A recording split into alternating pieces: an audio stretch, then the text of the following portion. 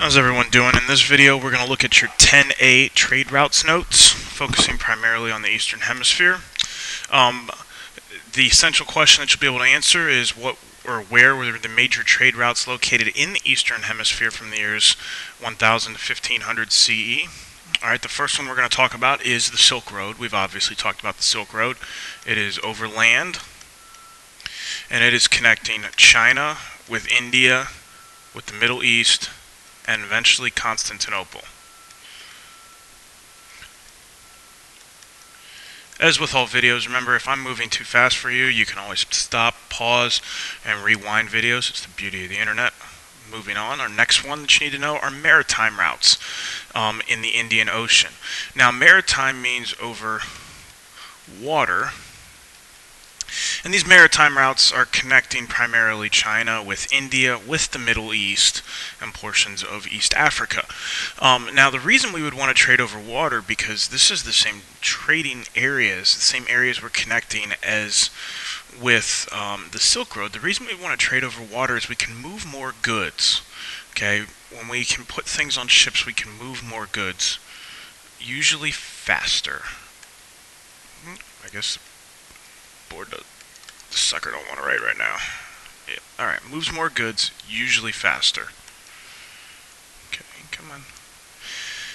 Next one up is the Trans-Saharan route. Now the Trans-Saharan route is going to go across Africa, because trans obviously means across. Alright, so it's across the Sahara Desert. We're connecting West Africa with the Mediterranean Basin. So what we know is West Africa down here with the Med Basin up here. Okay. Our Northern European routes are going to be overland. They're connecting the Black Sea with the Baltic Sea. So Constantinople up towards the Baltic regions. This is our trade route where we spread Eastern Orthodox Church from Constantinople up into present-day Russia. The next one is Western European Sea and River, and that's going to connect all of Western Europe.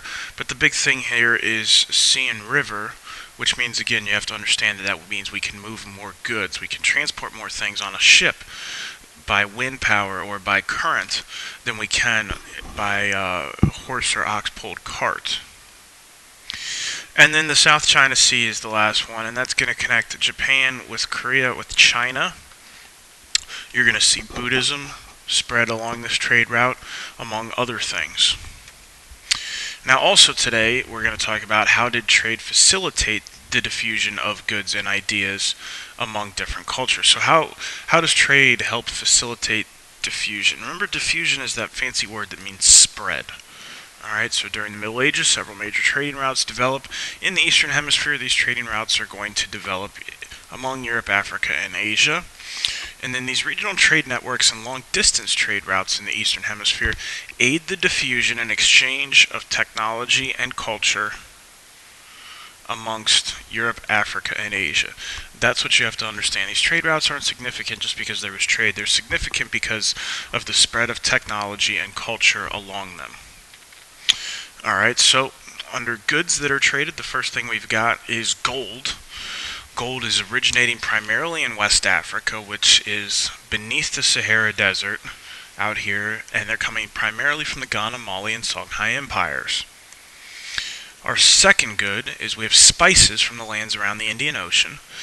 Things like pepper, cloves, things like that that can help us flavor our food and make it taste better. Textiles are going to come from India, China, and the Middle East, and later on they're going to be grown in Europe. And what textiles are, it's cloth, fabric, that kind of things that can be used to be making clothing primarily. So from China we have got silk, and then different forms of fabric from the other places as well.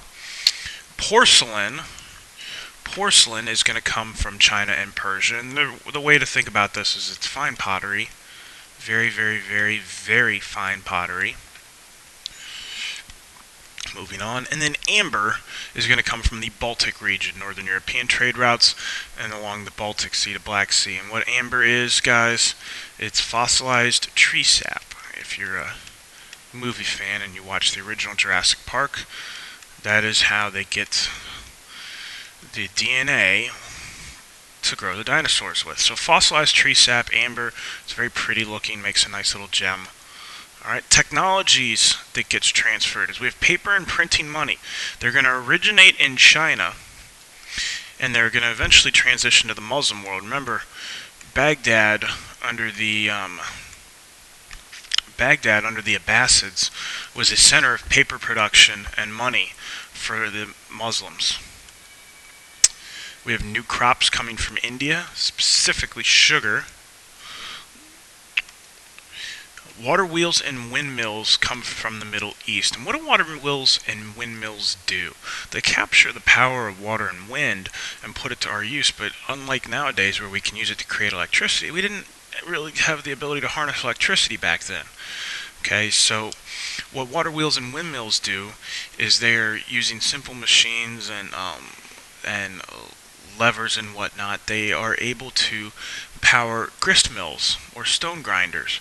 Because remember, guys, when we grow wheat, before we can bake it into bread, we have to grind it down into flour, and this is a very arduous and time-consuming process, which these water wheels and windmills allowed us to do without having to sit there and do forever.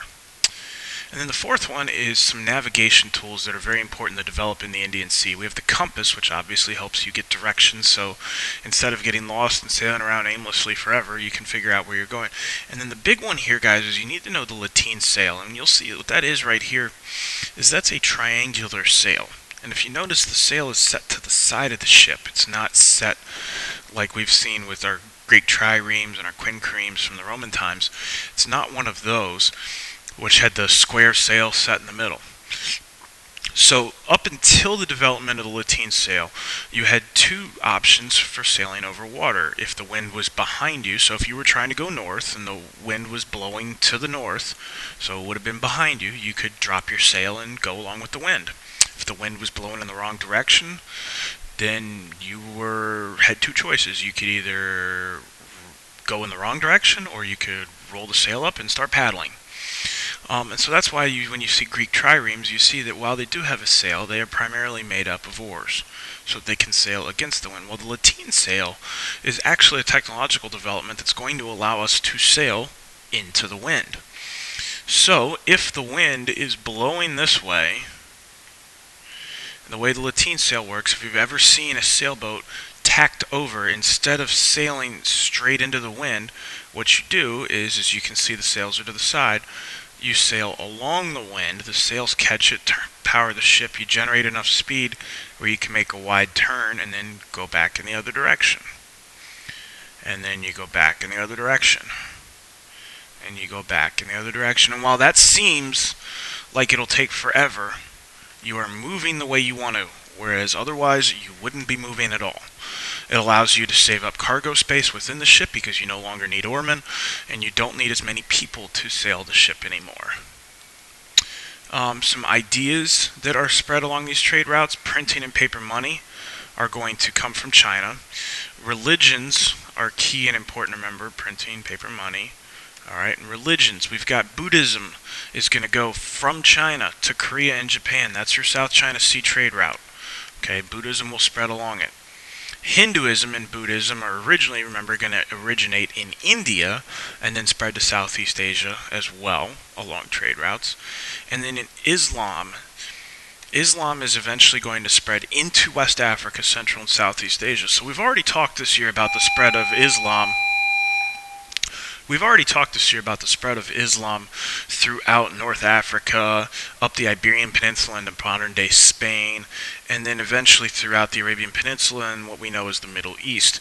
Well, Islam is going to spread across the Sahara Desert into West Africa in the gold for salt trade. Alright, and then here's a time map of the spread of Buddhism. If you want to pause and examine that, you can. And then this is the spread of Islam up through the end of the Umayyad dynasty. The thing to remember is that's going to happen in the 1000 to 1500 range, is it's going to spread into West Africa. And then here's 2 questions for you to pause and do. And there's 2 more.